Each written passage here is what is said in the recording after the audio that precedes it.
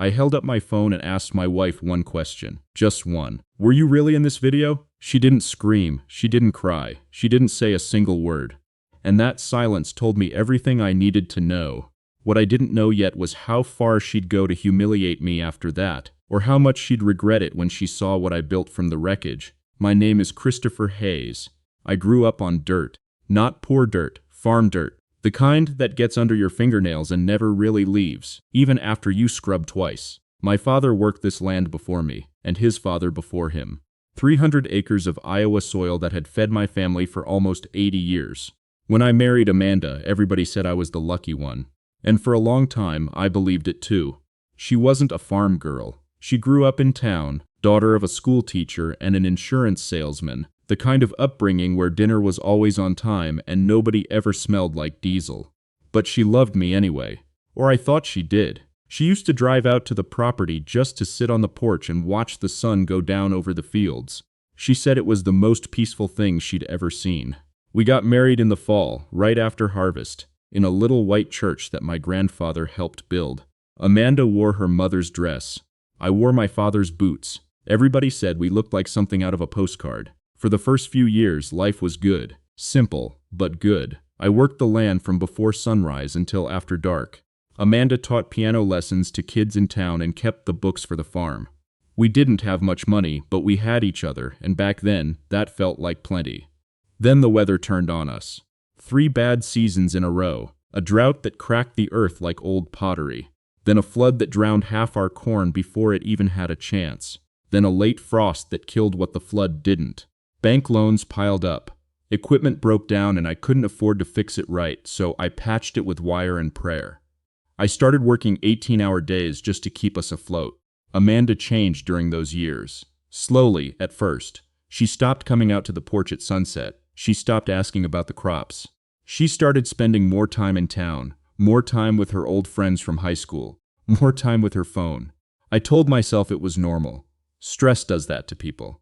Money problems put a strain on anybody's marriage. I figured once we turned things around, once the farm was solid again, she'd come back to me, the way she used to be. I want you to understand something.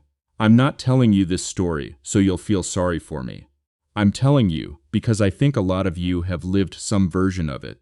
You give everything you have to something, a marriage, a family, a piece of land that's been in your blood for generations. And you don't always notice when the person standing next to you has already started walking away. I remember one particular Sunday that spring, watching her get ready for church, humming to herself in the mirror the way she used to when we were newlyweds. For a moment, I let myself believe the old Amanda was still in there, just buried under stress, waiting for the farm to recover so she could come back up for air. I held on to that belief a lot longer than I probably should have. There were still good days, scattered in between the strange ones. She'd surprise me with a home-cooked dinner after a long day in the fields. She'd fall asleep with her head on my shoulder during a movie, the way she had 100 times before. Those moments made it easy to explain away the rest. The odd hours, the new habits, the way she seemed to be somewhere else even when she was sitting right across from me. One evening in early spring, I came in from the fields covered in mud, exhausted in that bone-deep way that doesn't go away with sleep. Amanda was sitting at the kitchen table, and when I walked in, she snapped her phone shut so fast it nearly slipped out of her hand. "Everything okay?" I asked. "Fine," she said, too quickly. "Just texting my sister." I didn't think much of it. Not that night. But something about the way she said it, the way her eyes didn't quite meet mine, stuck with me longer than it should have. It was such a small thing, a closed phone, a quick answer. If you'd told me that night that it was the first thread of something that would unravel my entire marriage, I wouldn't have believed you. But it was. I didn't sleep well that night. I lay there staring at the ceiling fan turning slow circles above the bed, listening to Amanda's breathing beside me, wondering why a closed phone had bothered me so much. I told myself I was being ridiculous. Married people are allowed private conversations. Married people are allowed to text their sisters without narrating every word to their husbands. I almost believed myself. Almost, looking back, I can point to that night in the kitchen as the moment things started to shift. But at the time, I didn't know I was supposed to be paying attention. A week later, Amanda changed the password on her phone. She'd never bothered before. We'd always known each other's passcodes, the way you do when you've built a life with someone. When I asked her about it, she laughed it off. I just want a little privacy, she had said. Is that a crime? Maybe not. But it felt like the beginning of one. Around the same time, she started going into town more often. Book club, she said. Then it was helping a friend plan a baby shower. Then it was just running errands, which somehow took 3 or 4 hours at a time. I was working 60, 70 hours a week, trying to keep the farm from going under, so I didn't have the energy to track her comings and goings. I told myself I trusted her, and I wanted to. But little things kept happening. She started wearing perfume again. Something new, something expensive, something I'd never bought for her. When I asked about it, she said she picked it up for herself as a treat. Fair enough. People are allowed to buy things for themselves. Except then I noticed she only wore it on the days she went into town. There was a night she came home late, past 10, saying her friend's car had broken down and she'd had to wait with her for a tow truck. I didn't question it out loud. But something in my gut did. The strangest part was how she reacted whenever I asked simple, ordinary questions. Who'd she have lunch with? What she did that afternoon? Nothing accusatory, just conversation, the kind married people have every day. But she'd get defensive, sharp, almost rehearsed, like she'd practiced the answer before I ever asked the question. Why does it matter? She snapped one night when I asked who she'd been texting. It doesn't, I said. I was just asking. Well, stop asking. You're not my father. Another night, I asked if she wanted to drive out and watch the sunset from the porch, the way we used to. She said she was tired. 20 minutes later, I heard her laughing on the phone in the bedroom, bright and easy. Nothing like the exhausted voice she'd used with me just moments before. I stood in the hallway, outside the door longer than I should have, telling myself I wasn't the kind of man who eavesdropped on his own wife. Eventually, I walked away without knocking. There was a Sunday morning when she came down for breakfast already dressed for town, makeup done, hair styled in a way she usually saved for special occasions. When I asked where she was headed, she said something vague about helping with the shower decorations. I didn't push. I'd learned by then that pushing only led to arguments I couldn't win, because I never had anything solid to point to. Just a feeling, and feelings don't hold up well in a conversation with someone who's already decided what story they're telling. I remember standing there in the kitchen, genuinely confused about how a simple question had turned into an argument. I told myself I was imagining things, that the stress of the farm was making me paranoid, putting cracks where there weren't any. I even apologized to her that night, though I couldn't have told you exactly what I was apologizing for. That's the thing about doubt. It creeps in slow, and it makes you doubt yourself before you ever start doubting the person you love. I spent weeks second-guessing my own instincts, telling myself I was being unfair, being paranoid, being the kind of husband who doesn't trust his wife over nothing. But then came the community fundraiser at the Grange Hall in early June. The whole town turned out, farmers, shop owners, families. Amanda had helped organize it, which struck me as odd since she'd barely mentioned it beforehand. I showed up straight from the fields, still in my work boots, because there hadn't been time to go home and change. I caught her across the room, laughing with a man I didn't recognize. Nice suit. Clean hands, the kind of hands that had never touched a plow in their life. She saw me watching. And for just a second, just 1 second, her face went pale, like she'd been caught doing something she shouldn't have. Then she smiled, walked over, and introduced him like it was nothing at all. Christopher, this is Marcus Whitfield. He's expanding his business into the county. Marcus, this is my husband. Marcus shook my hand with a grip that was a little too firm, a smile that was a little too easy. Amanda's told me so much about the farm, he said. Tough business these days, I hear. I don't know why that line bothered me so much. Maybe it was the way he said it, like he already knew things about my life that I hadn't told him myself. Maybe it was the way Amanda's hand lingered near his arm for just a beat too long before she caught herself and stepped back. I smiled. I shook his hand. I said all the right things. But that night, lying awake next to my wife, staring at the ceiling, I knew something was wrong. I just didn't have proof yet, and I was about to get it. The days after the fundraiser felt different. Amanda seemed lighter, almost cheerful, in a way that had nothing to do with anything happening at our house.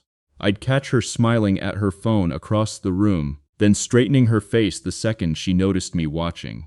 I started noticing how often the name Marcus came up in casual conversation, a mention here, a mention there, always tucked into some unrelated sentence, like she was testing how much I'd let slide. I let it slide, for now, but I stopped sleeping through the night. I'd lie awake replaying every strange moment of the last few months, lining them up in my head like puzzle pieces that were finally starting to form a picture I didn't want to see. I'm not a suspicious man by nature. I was raised to give people the benefit of the doubt, especially the people I love. But once that doubt takes root, it doesn't let go easily. For 2 weeks after the fundraiser, I watched, quietly. I didn't confront her, didn't accuse her of anything. I just paid closer attention than I had in months. I noticed she'd started taking her phone into the bathroom when she showered. I noticed she'd angle the screen away from me at the dinner table. I noticed she'd started forgetting to mention where she'd been on the days she came home late. None of it was proof. All of it was a feeling. I started keeping my own quiet log, jotting notes on a pad I kept in the truck's glove compartment. Dates, times, small details that felt meaningless on their own, but troubling stacked together. I wasn't trying to build a case yet. I don't think I even admitted to myself what I was doing. I just knew I needed to trust something more solid than my own gut, because my gut kept getting talked out of what it already knew. There was a night that week when Amanda came home a little after midnight, claiming she'd lost track of time at a friend's house. I didn't say anything.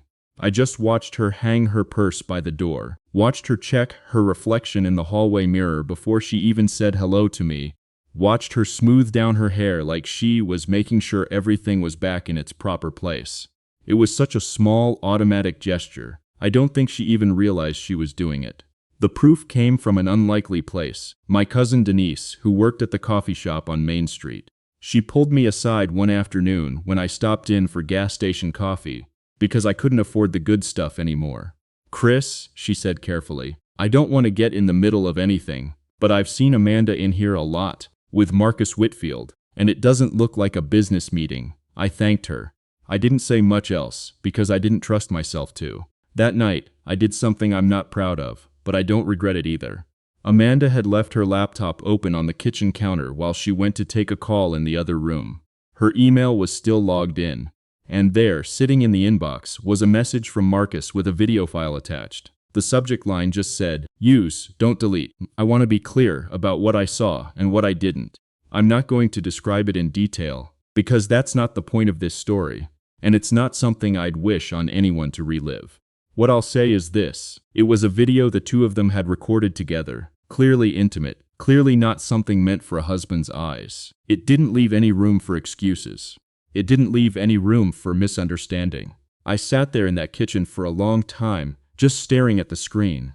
The house was quiet except for the hum of the refrigerator and Amanda's voice, muffled, coming from the bedroom where she was still on the phone. I could hear her laughing at something. Light, easy.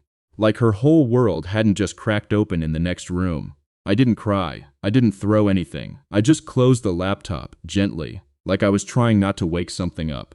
When Amanda came back into the kitchen a few minutes later, I was standing by the counter with my phone in my hand, the video pulled up. "Were you really in this video?" I asked. She looked at the screen, her face went white, and then, nothing. No explanation, no denial, no apology. She just stood there, mouth slightly open, saying absolutely nothing at all. That silence was louder than any confession could have been. I could have yelled. I could have thrown her laptop across the room, packed her bags myself, told her to get off my family's land before sunrise. Every part of me wanted to, but I didn't. Instead, I did something that surprised even me. I put my phone in my pocket, picked up my truck keys, and walked out to the barn. I sat on an overturned bucket in the dark for almost 2 hours, listening to the cattle shift in their stalls, thinking harder than I'd thought about anything in my whole life. By the time I walked back inside, I'd made a decision. I wasn't going to explode. I wasn't going to beg her to explain herself. I wasn't even going to tell her what I knew, not yet, not fully. I was going to be patient. I was going to be smart. And when the time came, I was going to make sure that whatever happened next, I walked away from this marriage with my dignity, my farm, and my future fully intact.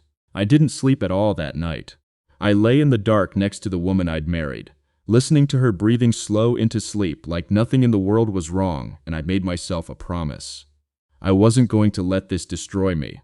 I wasn't going to become the bitter, broken man some people expect a betrayed husband to become. Whatever came next, I was going to handle it the way my father would have, quietly, carefully, and on my own terms. Amanda thought the silence in that kitchen was the end of the conversation. It was only the beginning of mine. Grief has a way of clarifying things if you let it. In the days after I saw that video, I didn't fall apart. I got focused. The first thing I did was call my Uncle Ray, who'd spent 30 years as a divorce attorney 2 counties over before he retired.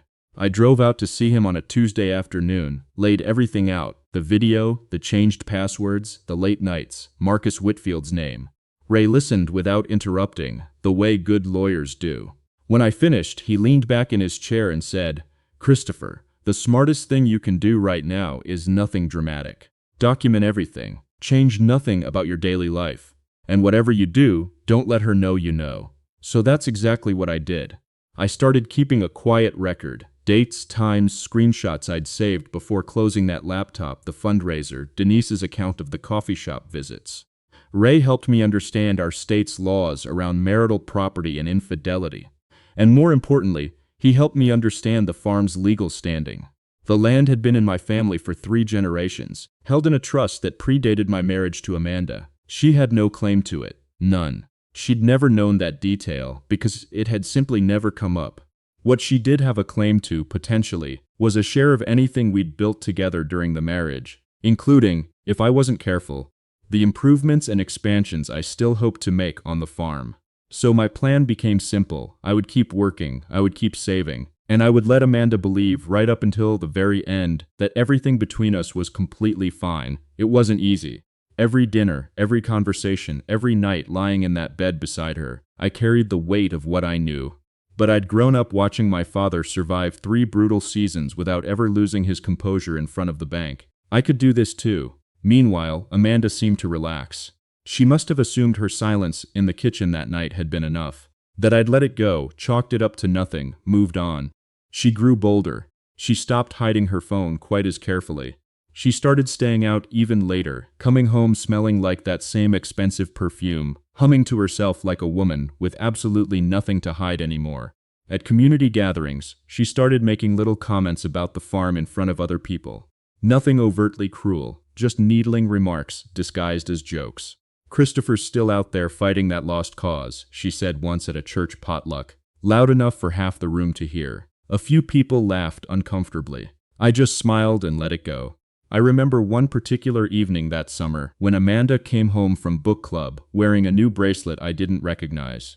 She caught me looking at it and, without missing a beat, said it was a birthday gift from her sister. Even though her sister's birthday wasn't for another 4 months and Amanda's own birthday had already passed. I just nodded and let the comment go, filing it away with everything else in the folder Ray had told me to keep growing. I want you to understand, I wasn't plotting revenge in the way people sometimes imagine. I wasn't trying to destroy her. I was simply making sure that when the truth finally came out, I would be the one standing on solid ground, and she would be the one who'd have to answer for what she'd done. I spent that summer working harder than I ever had. I researched a new crop rotation system, one that could restore the soil faster and cut our water dependency dramatically.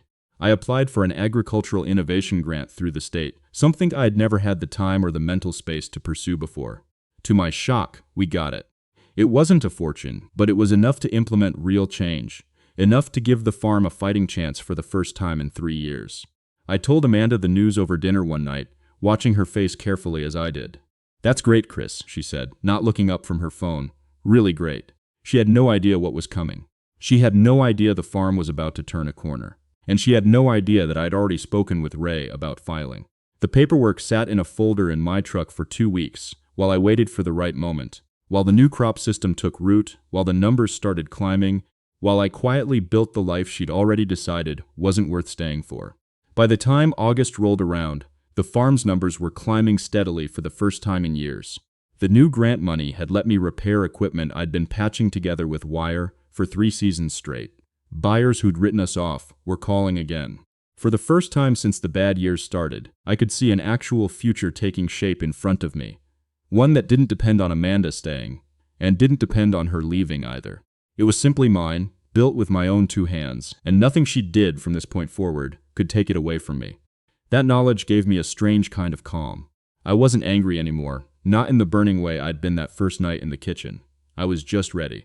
Then, on a Thursday morning in late August, everything I'd been planning finally clicked into place. Amanda left for what she said was a lunch with her sister. She kissed me on the cheek on her way out the door, told me not to work too hard, said she'd be back by 3. I knew exactly where she was really going. And I knew exactly what was waiting for her when she got there. Ray had arranged for the paperwork to be served that Thursday afternoon, at the exact restaurant where Denise had confirmed Amanda regularly met Marcus. I didn't go myself. I didn't need to. Some things are better handled with paper than with a raised voice. I found out afterward, through Denise and through a mutual friend who happened to be there, that Amanda's face went through about 5 different emotions in the span of 30 seconds when the process server walked up to her table. Shock, denial, anger, and finally something that looked a lot like fear. I heard later that the process server found her at a corner table with Marcus, both of them laughing over coffee like people with nothing to hide. By the time he walked away, that laughter had stopped completely, and it never quite came back the way it had been. The divorce filing wasn't cruel. It wasn't designed to humiliate her. It was simply accurate. It laid out, plainly and legally, the grounds for the divorce, my documentation of the affair, and most importantly for her, a clear outline of what she was and wasn't entitled to. The farm, protected by that family trust, wasn't on the table. Not 1 acre of it. Word travels fast in a small town. Within a week, most of the community knew what had happened. Not because I told anyone, but because Amanda had spent so many months openly mocking me at gatherings that people had already started to suspect something. When the truth came out, the sympathy in town swung hard in one direction, and it wasn't hers.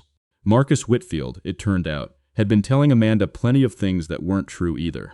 He'd implied his business was thriving, that he was ready to build a life with her.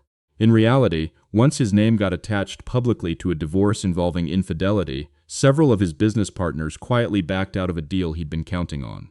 Word came back to me, I won't pretend I wasn't glad to hear it, that within 2 months, he'd stopped returning Amanda's calls altogether. A few of the older women in town, the ones who'd known my mother, started showing up unannounced with casseroles and quiet words of encouragement, the way small towns do when they've decided whose side they're on. I never asked for the sympathy. I never asked for the gossip either. It just happened, the way truth tends to find its own way to the surface eventually, no matter how carefully someone tries to keep it buried. Meanwhile, the farm kept climbing. That new crop rotation system I'd implemented didn't just save us, it made us. Yields went up nearly 40% in the first full season. Word spread among other struggling farms in the county, and I started getting calls asking for advice, then requests to consult, then eventually a small side business teaching sustainable rotation techniques to other independent producers. The man Amanda had mocked as chasing a lost cause was, within a year, being written up in the Regional Farming Journal as one of the most innovative independent producers in the state. The divorce was finalized quietly, in a courtroom that took less than 20 minutes to settle everything. Amanda got what she was legally entitled to, and not a cent more. She moved into a small apartment in town. I heard secondhand that she tried reaching out to Marcus one more time after the dust settled, and he didn't respond at all. About a year later, she showed up at the farm unannounced. I almost didn't recognize her. Thinner, tired, none of that easy confidence she used to wear like a second skin. She said she'd made a mistake. She said she missed our life together, missed the porch at sunset, missed who we used to be before the bad seasons hit. I let her stay for a few weeks. I won't pretend some part of me didn't want to believe her. But it didn't take long before I noticed she was still texting someone late at night, still closing her phone a little too fast when I walked into a room. Old habits, it turns out, don't disappear just because you've run out of other options. I sat her down on that same porch where she used to watch the sunset with me, back when things were simple. You left because you thought this place was dying, I told her. You never realized I was the one keeping it alive. She didn't have an answer for that. Just like she hadn't had an answer that night in the kitchen, all those months ago. She sat there for a long time, staring out at the fields she used to call a lost cause, now green and full and thriving under a sky turning orange at the edges. I don't know how to fix this, she finally said. I don't think you're supposed to, I told her. Some things you don't fix. You just learn to live with what they taught you. She left the next morning, and I never saw her again after that. I heard, through people who still knew her, that things never really came together for her after that. No Marcus, no farm, no community that still smiled at her the way they used to. I still work this land every single day. It's bigger now than it's ever been, stronger than it's ever been, standing on ground that nobody can ever take from me. Some nights I still sit on that porch and watch the sun go down the way we used to together. Except now, the peace I feel out there is finally, completely my own. Sometimes people ask me if I regret how I handled it, whether I should have confronted her louder, fought dirtier, made her pay in some more dramatic way. I always tell them the same thing.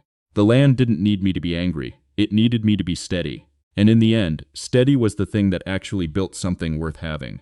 I think about that night in the kitchen sometimes. The two of us standing there under the overhead light, her silence stretching out between us like a held breath. At the time, it felt like the worst moment of my life. Looking back now, I understand it was actually the moment everything started to get better. I just couldn't see it yet. There's a particular kind of quiet that settles over a farm right at dusk, when the machines have stopped and the animals have gone still, and the only sound left is the wind moving through the fields you spent all day working. I used to share that quiet with someone who I thought understood what it meant. Now I understand it belongs to me, and it always did. Sometimes the most satisfying ending isn't watching someone get destroyed. It's watching them finally receive the bill for everything they broke, and realizing there's no one left willing to pay it for them. That's all for today on Cheating Lady Files. Like, subscribe, and tell me in the comments, would you have walked away this calmly?